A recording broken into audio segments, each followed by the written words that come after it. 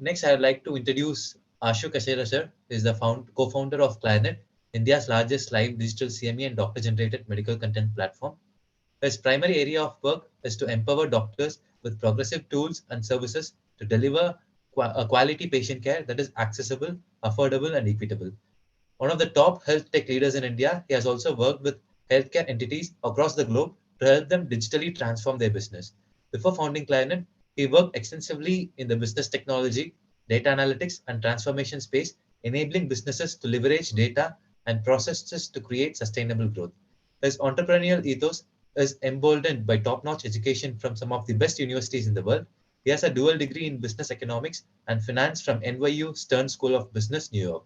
He has completed the Stanford Seed Transformation Program from the renowned Stanford University Graduate School of Business. He is also involved in philanthropic work, which includes his work with Bimla Devi Arogya Foundation, a foundation started in memory of his grandmother in promoting free healthcare services to the needy and rural population of India. With this very brief intro, I'd like to invite the co-founder of CLIRNet, Ashu Kasheda sir, to speak on the topic telehealth. Over to you, sir. Thank you so much, Dr. Venkatesh. It's a pleasure to be here, and thank you so much for having me. I hope my slides are up and you guys can see them. Yes, sir. Yes. Wonderful. So, the topic of conversation today between us today is telehealth and how it's grown and how it's supposed to or expected to move ahead in our lives, in the world at large. And I intend to take a very brief amount of time to go over what's going on and what we think and see are trends of what the world will see moving ahead. So the evolution of telehealth in India has been a very curious one. As you would all know, most of it has been spurred due to the COVID-19 pandemic. The whole concept of visiting or talking to a doctor virtually was very strange to the entire world, actually, not just the Indian subcontinent until COVID struck, where the whole need for physical distancing, the inability to move out and about, and the infectiousness of the diseases really changed everything. It topsy-turvied everything. And doctors, you guys were impacted by it more than any other population, right?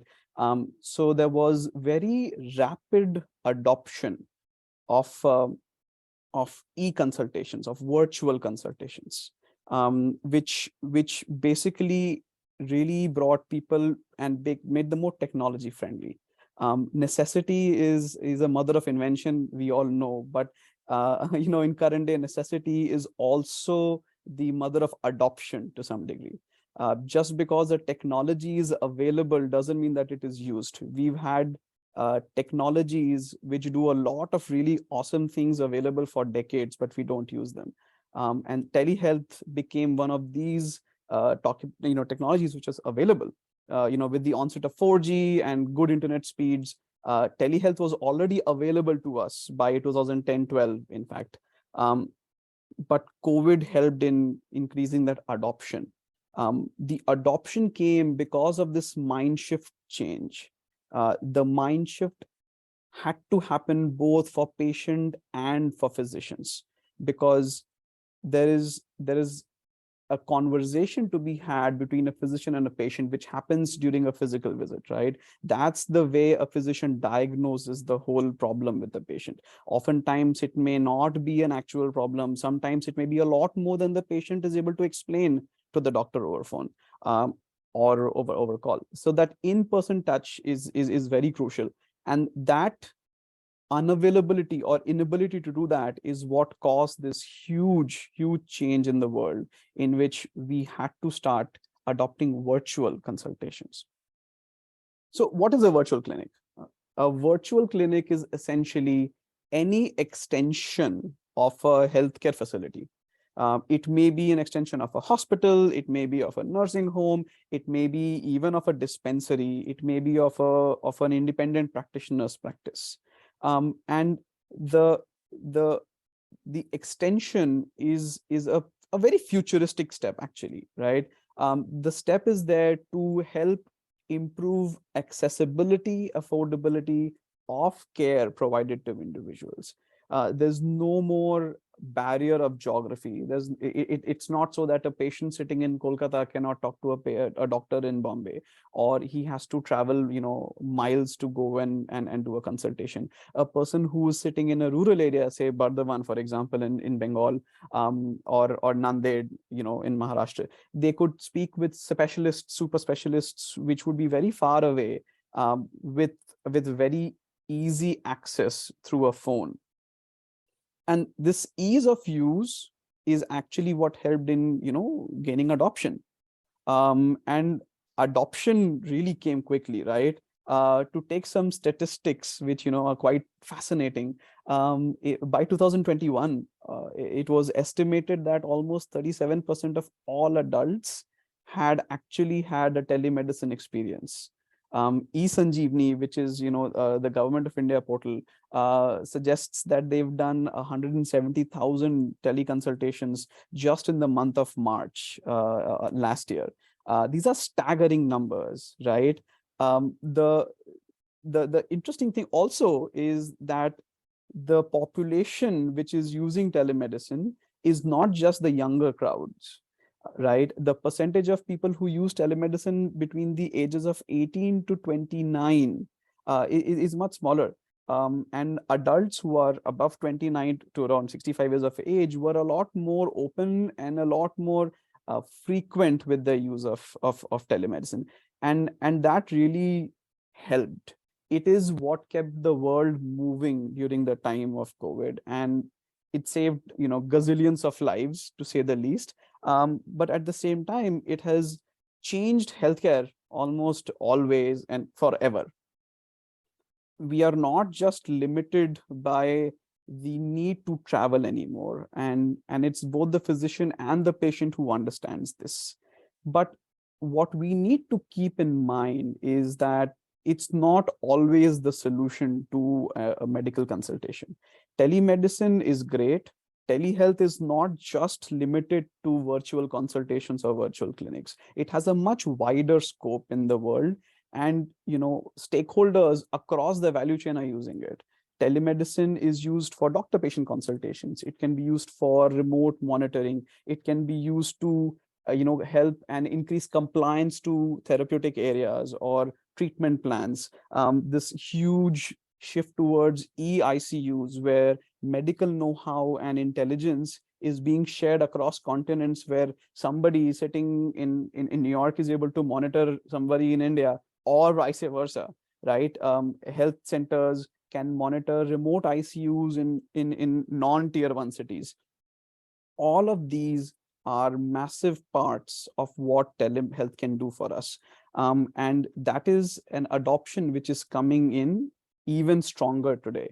There are some areas of medicine which lend themselves quite naturally to a virtual consultation.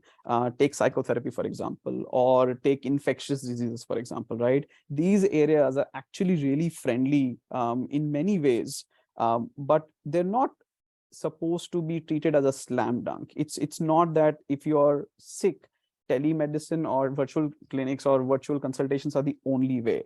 There has to be a decision made between the physician and the patient both. It is crucial that a physician is able to diagnose a patient with the comfort that they want, right? So the virtual clinic ecosystem is still evolving.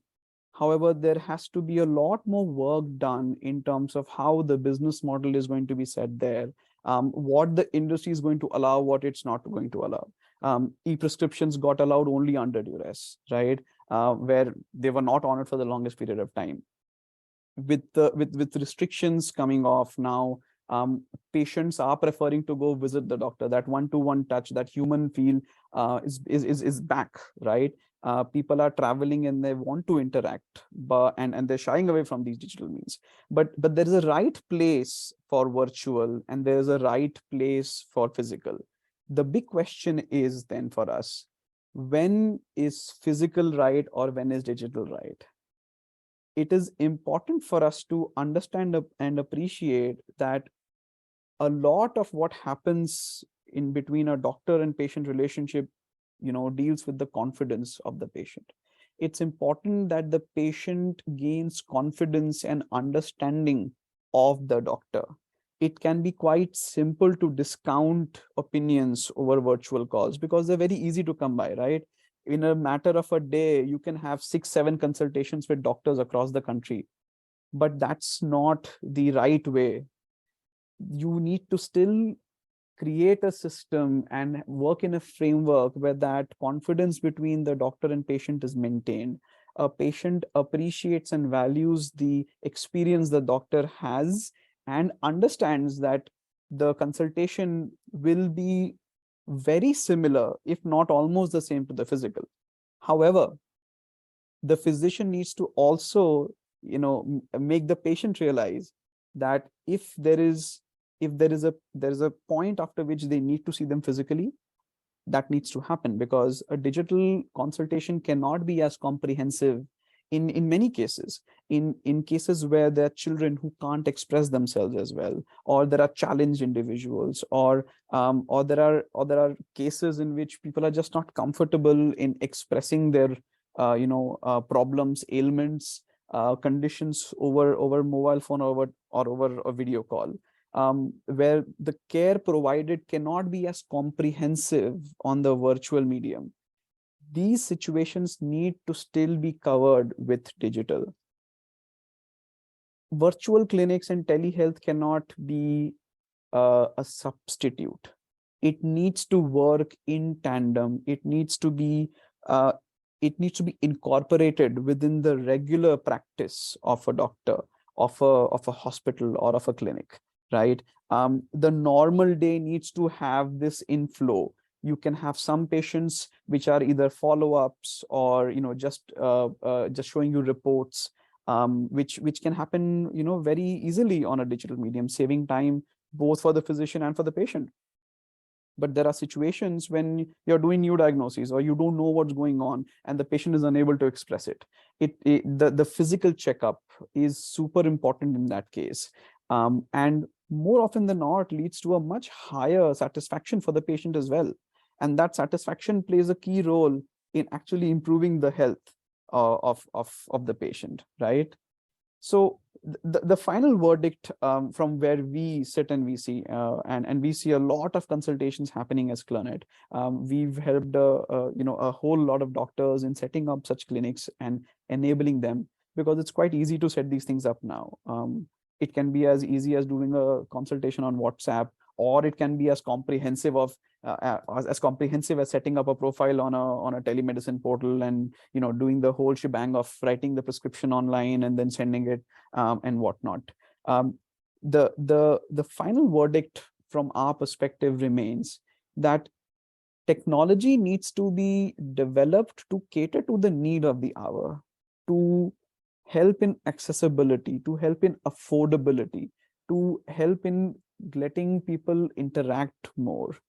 But it is important to keep the human aspect intact.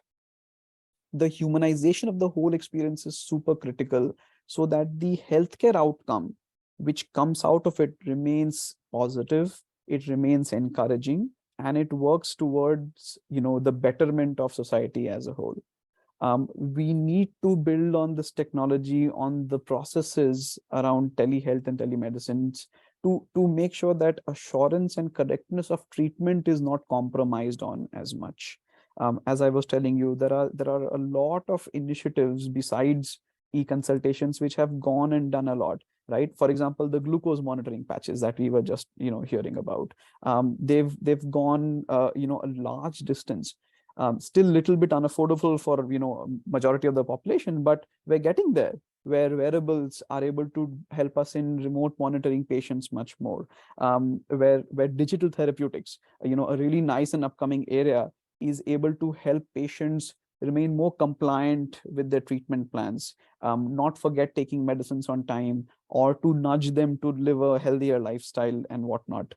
And then this combined effort, where we're now at a balance, right? Where online is leveraged at the right places, but offline consultations are there to instill confidence, to bring about more assurance to bring about strength in the system remains intact. That is how we would go about and getting a return on this health, on encashing on this telehealth opportunity properly. And that is how adoption will go in the right direction. uh, we should all keep in mind a virtual consultation is not 100% substitute for a physical consultation. The touch and feel remains very critical and should not be compromised upon unless and until the doctor and the patient are both comfortable with that journey. And when that comfort comes, and as and when this ecosystem evolves further, I am sure we're going to see a lot more technology playing a role in which it's going to help doctors make their lives easier, where they're able to cater to more patients and provide better health outcomes. And patients are able to consume these services of physicians, of allied workers, and improve upon their health to do better living, and to be healthier individuals.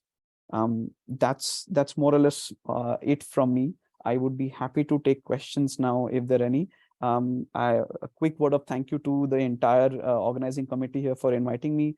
It's been a pleasure, and I look forward to the questions. Thank you very much.